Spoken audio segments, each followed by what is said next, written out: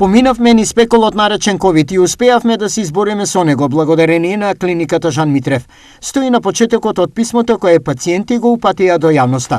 Ние сме група на 100 пациенти што поминаа низ пеколот наречен ковид и што успеавме да се избориме со него благодарејќи на клиниката Жан Митрев. За ова ќе му бидеме благодарни цел живот, бидејќи најголемиот дел од нас беше донесен во болницата во екстремно тешка состојба.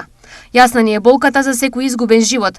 Јасно ни е дека бесот некогаш е посилен од разумот, но нејасно е како не се слуша нашиот глас, оној што му дава поддршка на Митрев. Се наведува во нивното писмо. Сега, кога Жан Митрев се соочува со сериозни обвинувања, ние му даваме целосна поддршка, потенцираат некогашни пациенти на клиниката. Дали сте се запрашале дека некаде во светот некој одговарал докторите што се обидувал да спаси живот за време на ковид?